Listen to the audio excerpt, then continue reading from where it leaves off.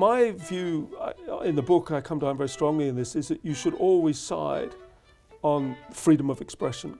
I'm Rob Forsyth and this is Liberalism in Question, a series of podcasts from us here at the Centre for Independent Studies where we examine issues confronting and challenging classical liberalism, its strengths, its weaknesses, some of the challenges it's going to face in the future and some of the benefits that it brings.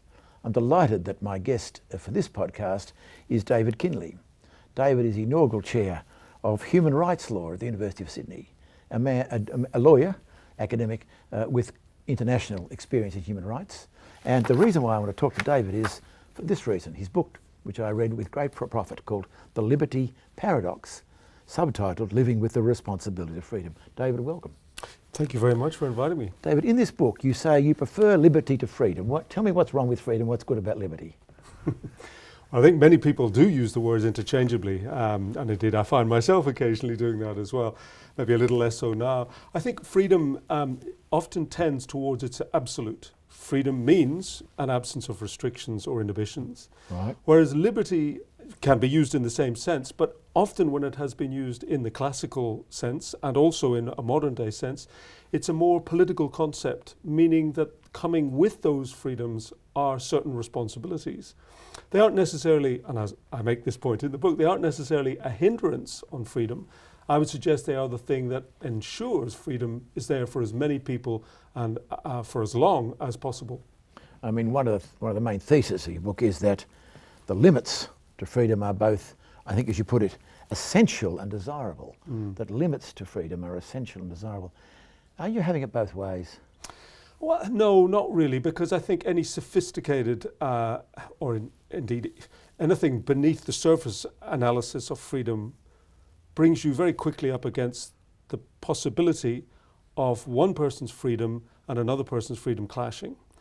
And as soon as they clash, you've got to understand that one shouldn't and isn't going to get precedence over the other. And if there is to be a preference for one over the other, how is that going to be decided? But in any case, there are going to be limits to somebody's right and somebody's freedoms. Now that happens in formal senses at a high level and on an everyday basis when we just encounter each other in a social circumstance. So we are governed in these exercises of freedom and fulfillment of responsibilities on an everyday level, in an everyday way, and that is really the aim of the book, to allow people to appreciate how that happens on a daily basis. So you're not trying to undermine freedom by saying it has limits? No, not at all. In fact, I think the more you recognise that your freedom and my freedom does have limits, the more we ensure its enjoyment by as many people as possible. I want to unpack this a bit further, but firstly, is this, with respect, one thing, nothing new in this book?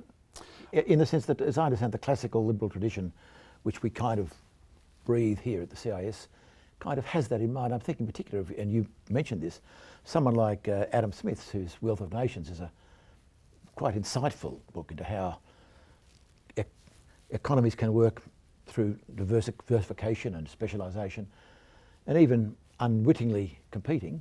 Yet the other book, Theory of Moral Sentiments, drawing attention to community. So even at the beginning, there's this notion of community and individuals' regard, both together. So there's a way in which that's a classic understanding of freedom, isn't it? I agree, and I'm not for a minute am I claiming that this is anything new.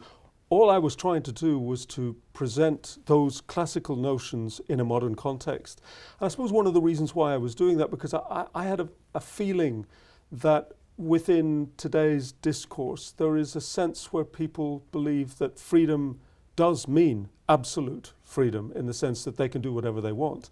When I was writing this, or just as I was writing it, COVID struck, and we had two and a half years in which restrictions on our freedom were very clearly brought into play, and we negotiated, discussed, argued over what those should be. And so in a way that proved to be a perfect sort of petri dish for how you limit although there freedoms. wasn't much serious discussion, it was all being told what was right and without any chance to discuss. And there's a lot of resentment, I think, about that may have led to overreaction towards freedom. I thought.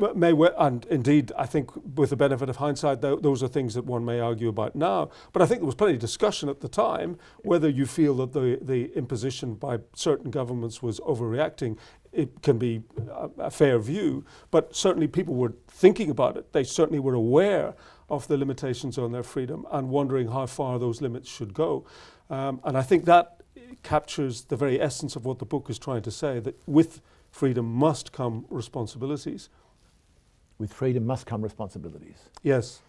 There are human rights acts, there are no human responsibility acts, or are there? Well, you're right, but then of course human rights bills, human rights acts, human rights treaties all have within them the concomitant notion that duties must be held by somebody or by everyone. In fact, the way in which international human rights treaties are framed is they place the duties on the state. But then the state is required to implement these human rights into its own domestic laws, and it's at that point that it imposes duties on us as well as providing us with rights. Now, because you're a lawyer, you think in terms of the law, which is not blaming you for that. But it's not a sense, we're going to talk about law in a moment, but this is not just a legal issue, it's a moral issue, isn't it? I think so. Right? And law never pretends to be divorced from law or from politics. It is just one aspect in that milieu of discussing how free we are and what sorts of responsibilities we have. For instance, with respect to freedom of expression, I think that's something that the law makes clear within the international treaties and in domestic laws that it's something to be treasured. And I think its best illustration is where it is used freely. Its limits are as little as possible, but there must be limits. There are circumstances in which speech has to be curtailed because of the dire consequences that flow from it. Now, there are arguments all the time as to where that line is to be drawn, but that line will be drawn somewhere, and it's not as if it doesn't exist. So you have to subject yourself to certain responsibilities when you use your voice. So you're arguing that freedoms must have limits, but I understand your remarks there. You want to give the sense the weight to freedom, freedom until it needs the limits, not the limits until it needs freedom. Yeah, that's the right way around. But of course, that makes it no easier equation to define, does it? Exactly how do you decide where those limits are? And there is self-interest in this game everywhere. That is, governments talk freedom of speech, but actually, or different bodies. I believe in the market, but I don't want too much competition. I want freedom of speech, but I don't want you to be criticising me too much. Yeah. There's a way in which we're not all honest actors, are we, in the matter as well? No, I mean, we're human beings, so we all have these frailties. You're right. And then I think one of the key features, and this is where I return to in the book, at the last two chapters on trust and respect, one of the key features of this debate as to where you draw the line is based on how you relate to each other, and indeed how we relate to our governors, those who we've appointed or elected to government. And I think there a key feature is the degree to which we have empathy, that we can put ourselves in the shoes of the other person. This is Adam Smith's point, isn't it? It's Smith's point, and others. Richard Rorty, in particular, I like him, and I spent a lot of time talking about him. But Smith that's exactly Smith's point. He always, as you rightly pointed out, he's always credited for the wealth of nations and the invisible hand. But in fact, that was for him a tool to achieve greater equity, greater fairness for those on the margins of society, which in his other book, The Theory of Moral Sentiments, he was concerned to address. Let me take that issue. There are often two ways of understanding freedom, two kinds of liberals, you might say almost.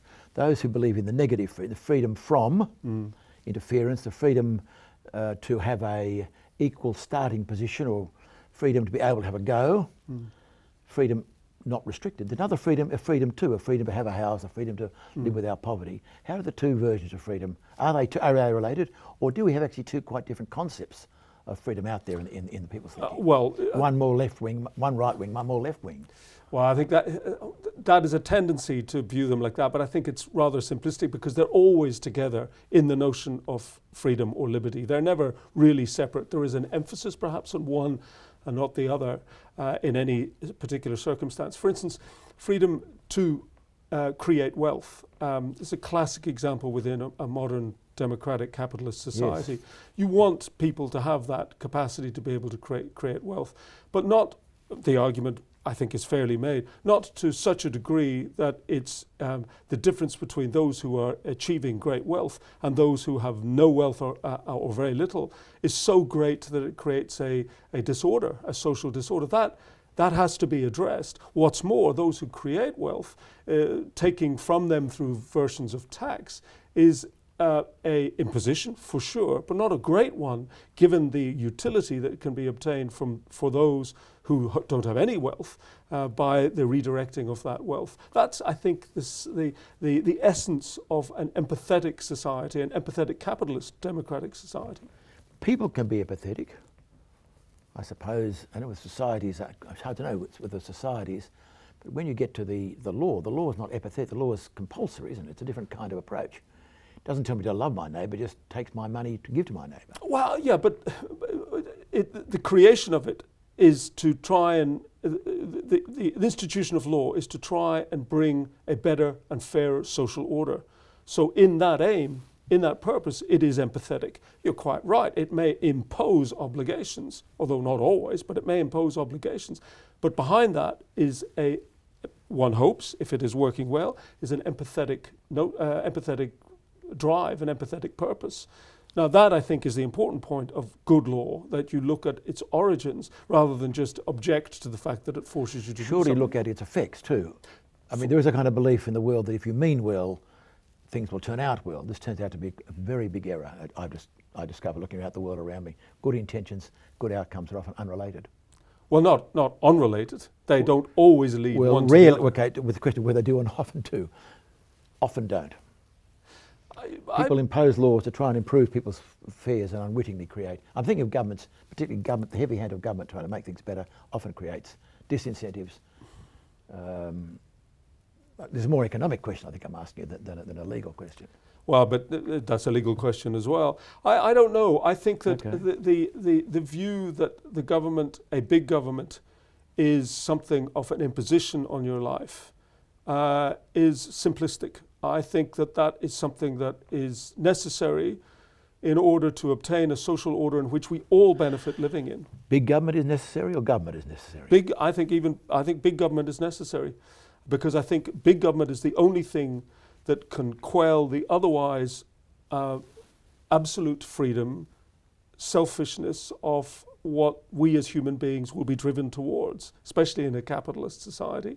And I think therefore a big government is one that is powerful enough to be able to redirect freedoms, reduce unfreedoms as Amartya Sen has them, and provide us with security as well as freedom. I understand the point about security. Explain how a big government. Firstly, what do you mean by big government? Maybe we should start indeed, I don't think maybe you and I are that different. I don't mean big, wasteful government, and I do think there's a lot of waste there. Inevitably, in all institutions, there is waste, and I think governments are no exception to that. But I do think it needs to be a powerful enough government. So I'm talking about bigness in the sense I understand of power. strong laws, yes, okay. And it's the ability to be able to enforce it, and the ability to be able to draw from the populace what it is they really want, rather than imposing it upon them. That requires you engaging with the populace. That requires you to be a big bureaucracy. Draw from them what they want. But surely the matter, let them decide what they want in the process of normal society interaction. Why have someone else up top hearing what I wanted and trying to give it to me? Yeah, but if you just leave it like Hobbes would say to utter freedom, you will have war of all against all, and you don't want that. No, so therefore you want a regulatory authority. Now how far that regulatory authority goes is therefore the question of what messages are given to it from the populace beneath. And if they don't have the capacity or the ability to be able to give those messages in a way that the government has to respond and listens to, one hopes, then you have an improper government. Message about what, David? I'm not following. Messages about? Messages about how we are to be governed. Because you and I both concede that there must be government. Absolutely. Right. So therefore, I'm taking your basic thesis on board, yes. So therefore, how we govern. I'm not an absolutist. Therefore, how we are governed is absolutely crucial to us as individuals. So therefore, we want that line of messaging to be clear and open and as available as possible. One of the big critiques of big government is to do with the problem of information. That is, your big bureaucracy, which I'm sorry you mentioned now, needs to know and direct. Whereas in fact there's no single group or person can know what's going on. That's where the freedom of political and economic interaction, the price mechanism and so forth, creates often a self-regulating system. I think it was Matt Ridley in one of his books said in London, I'll make up the figures, in London every day there's like 3 million people and they all get their lunch. And someone said, why isn't the lunch commissioner being given credit for this remarkable top-down coordination? Of course, no one's organising it. It's being organised by the society's own interactions. There's a place for that, isn't there? Oh, for sure, absolutely. But you see, I don't agree with you saying that a big government must be an all-encompassing government, an all-powerful government. Not at all. So that's why I really think you and I are differences of degree rather than in terms of form. It's a question of how you ensure the government reacts to the requests, messages, arguments, propositions that are put to it from the people. And that is through the notion of democracy. So I agree. I find a government that is that has such a sort of surveillance capacity that it knows everything about us really disturbing, as I do with a corporation that owns so much of our information as well. I one more try at this. People put their request to government. You're saying government should in a sense try and meet them.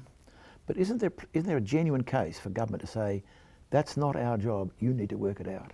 Oh, for sure. In other words, there can be a kind of government as a paternal government can often societies like that are the least flourishing societies. And one of our trouble with politicians is they often try and sell us they can solve our problems when they cannot.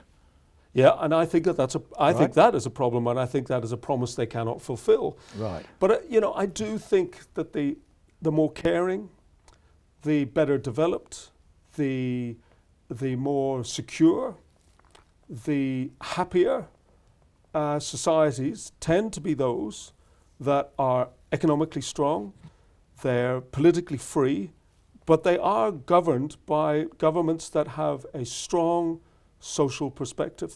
They are aware of the safety net, they are aware of welfare, and they tax largely, they tax high. And I think that time after time you see that being the Nordic countries in Europe, as opposed to somewhere like the United States, which its welfare system has a lot to be desired. I've got to say we are up there in that role, in that group as well. Australia, New Zealand, Ireland are up there as well. But then we are a relatively highly taxed nation, Australia, and I think we profit from that. That's a very difficult question, who's happiest, I must say, but I take your point. You're right, happiness, but in the sense of being secure, feeling that they're in a position of freedom, of being able to do what they want to do in the limits of of an economic political system that doesn't allow you to do everything that you want. In fact, this discussion we're having really, there's no objective point one can stand outside and decide where it is. I think that's one of the problems we have here, because you are right, I'm conceding immediately the role for government, the role for taxation, in progressive taxation, and I think you've sort of conceded that there are limits to what the government can achieve, and sometimes the government needs to get out of the way because it can actually suck the life out of civil society, replacing human initiative or human other social links by its own control. So we're both agreeing in the principles. Yes. When it comes to where we go, it's a question of judgment, I suppose. I think it is. That's exactly right. And that's why I think, in many ways, the way in which politics in the West these days is actually much closer together than you would imagine, given at the moment we seem to have such poles, such polarization. It's extraordinary. But I still think the essence is exactly as you've presented it. I think that's it's a finer detail. I think that's true. There's a lot of huffing and puffing about very minor details, which can be rather disturbing. Can we talk about some examples? And you mentioned in your book, but I took into examples. You mentioned freedom of expression having its limits, although where that's drawn is very interesting. Yeah. What about the issue of harm, freedom not to be harmed? That's often brought out as the major concern why people shouldn't say things or do things. you know what I'm talking about here. The notion In the of context of speech. speech and of other actions as well, particularly of speech. But I'm thinking of.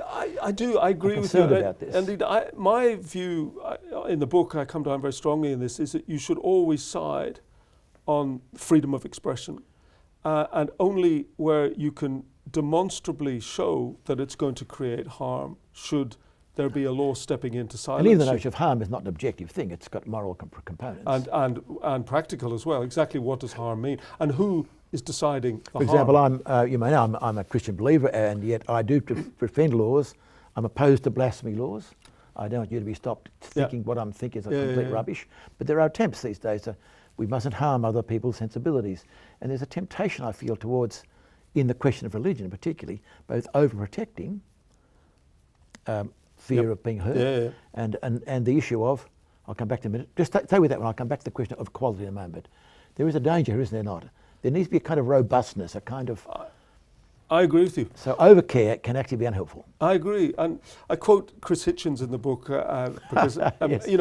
I find Hitchens really compelling for all sorts of reasons. But he said, and he said this in the context of saying he wants to hear and see Holocaust deniers. Why? Because and he's Jewish, or his mother was Jewish. Yes, So, of course.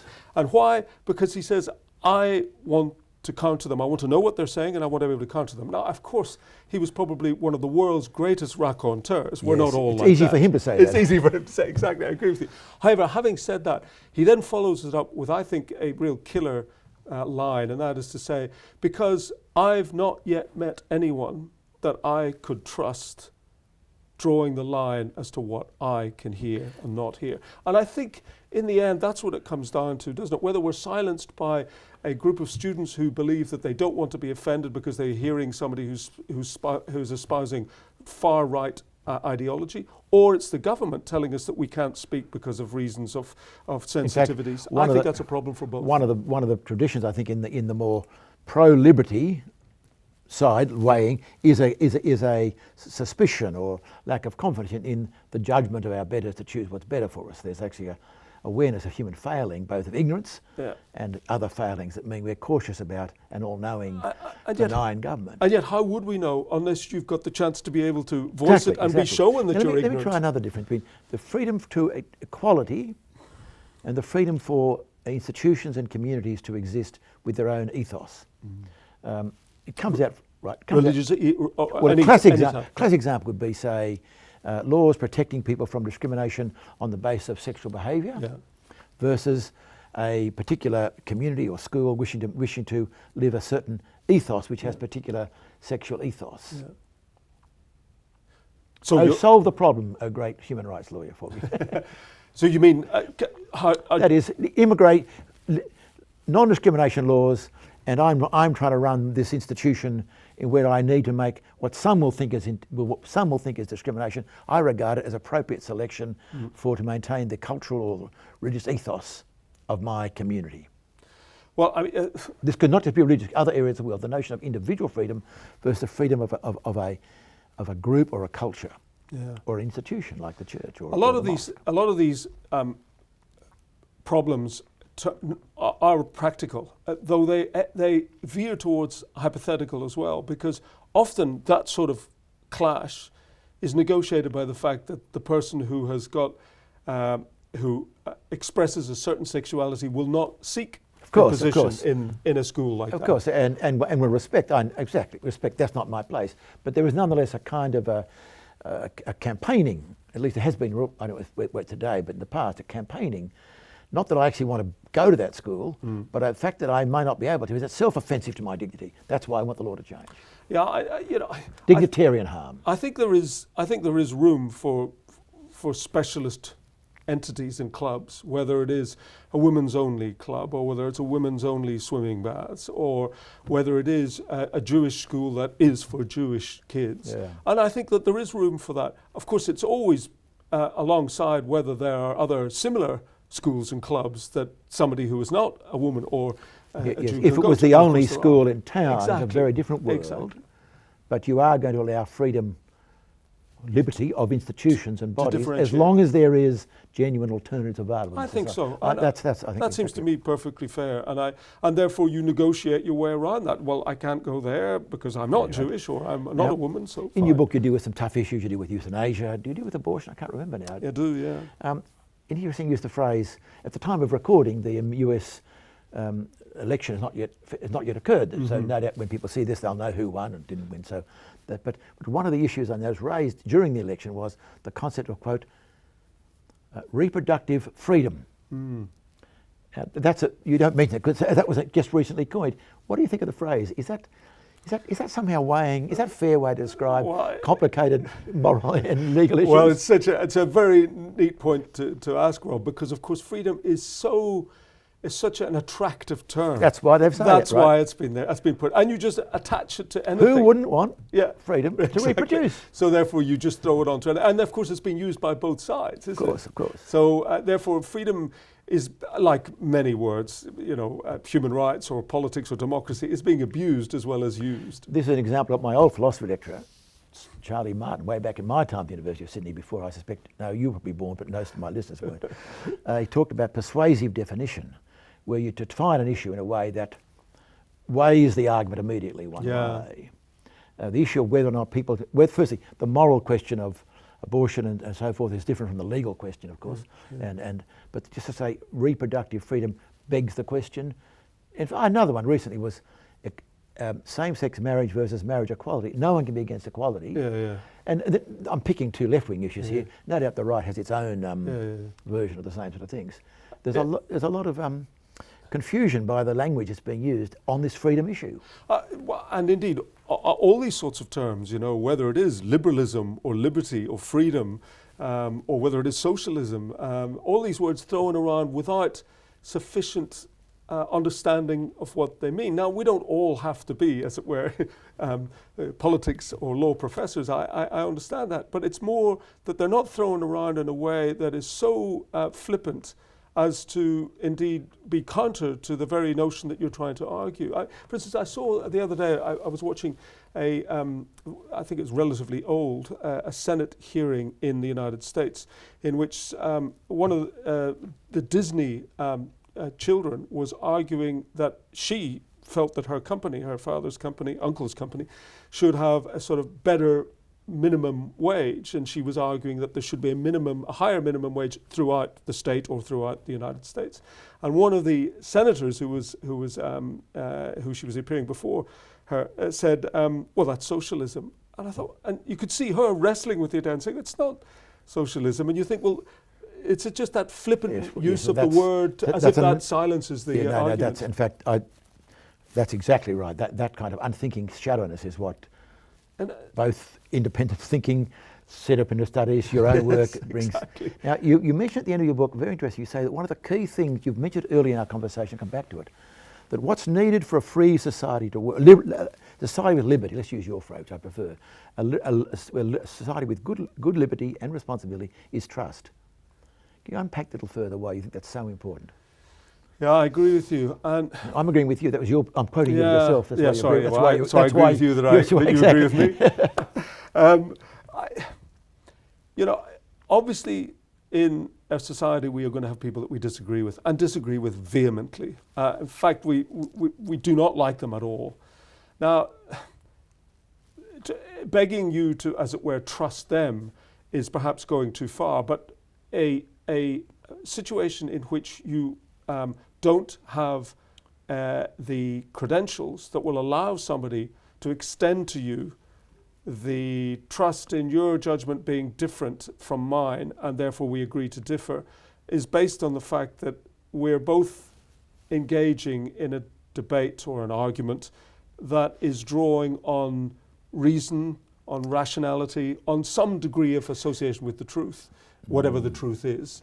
Then you can sort of agree to disagree. But when it's unhinged from that, when it is just vitriol, when it is the use, as we said a moment ago, of words that are just thrown out because they are trump cards, that I think is where trust is broken down. David, that requires the assumption of good faith, that you are wrong, but acting in good faith. I think it's a nice way of putting it, Rob. Now, I don't know, of course, I'm a danger of presentism where everything seems really bad today, so I'm aware of that, but is there not a sense in which you feel there's a decrease in trust in our society, partly to do with good things, you may think? We're much more diverse in our outlooks and viewpoints. There was a time when Australia was a much more, still divided, but more unified country.